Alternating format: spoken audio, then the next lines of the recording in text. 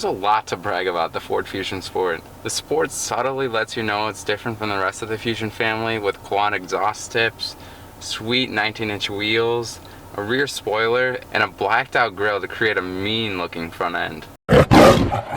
Especially in this shadow black exterior color, the Sport looks classy while slightly aggressive. It's not obnoxious like a Subaru WRX, which makes me think this car is targeted towards someone a little bit older than me. The inside echoes that subtly sporty theme with dark earth gray suede and leather seats, carbon fiber like trim, aluminum pedals, and sport embossed on the front floor mats.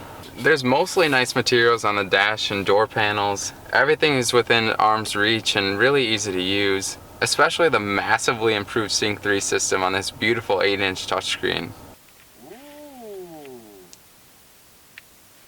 It's a far cry from Ford's old, confusing, and slow infotainment system of the past.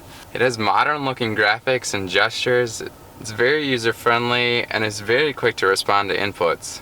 And most importantly, comes with Apple CarPlay compatibility. Nice job, Ford.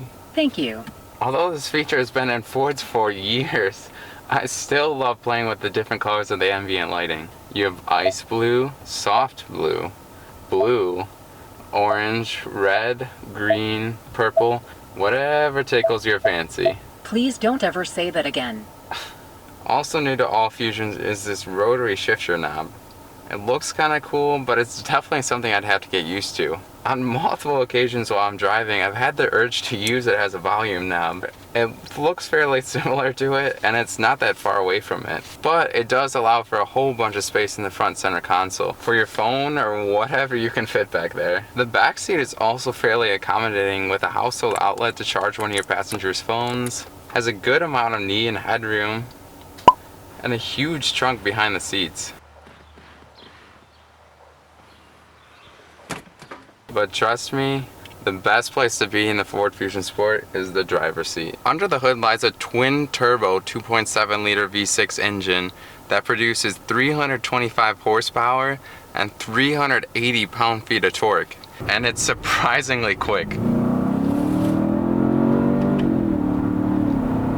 my gosh. Pulling up to someone at a stoplight, someone might think, oh, that's a nice car. But based on its modestly sporty looks, they'll be wowed by how fast you can pull away from that stoplight. The power is immediate and it's really confidence inspiring.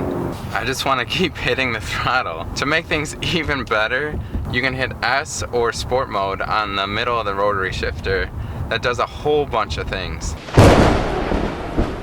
Throttle response becomes more immediate, the transmission becomes way more aggressive, steering effort hefts up, the adaptive dampers firm up to reduce body roll, and engine induction noise is discreetly played through the car's speakers to heighten the sporty experience.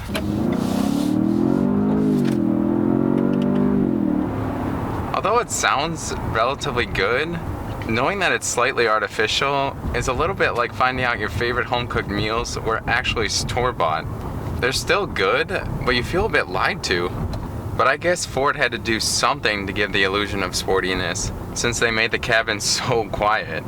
Also, the adaptive dampers deliver a really smooth ride, even in sport mode. And it also comes with pothole detection, which means it will actually detect if a wheel is going into a pothole and will prevent the wheel from going all the way down into the pothole to reduce the impact and hopefully prevent a full puncture of the tire.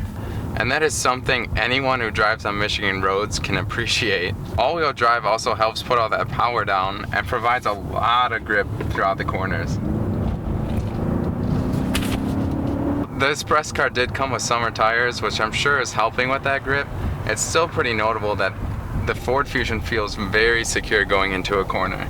The Express car also came with a driver assistance package, which comes with a whole suite of safety technology like blind spot monitoring, lane keep assist, which will actually nudge you back in your lane if it senses that you're crossing over the lane line, and pre-collision and pedestrian detection system that will dramatically flash lights in your face and beep at you if it senses that you're approaching a car or pedestrian too quickly.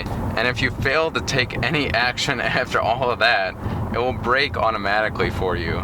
If you have the Ford Fusion Sport or any Fusion with that driver assistance package, I see little excuse for damaging this vehicle. Overall, I was surprisingly impressed by the Ford Fusion Sport. Surprisingly quick and quiet, it's fairly good looking, and has a lot of cool and useful features. For the sport trim like this vehicle, you'll be looking around base price $33,000. But if you want all the cool things like that Sync 3 system and touchscreen, the self-parking feature, and all those safety technologies, you'll be spending over 40 grand.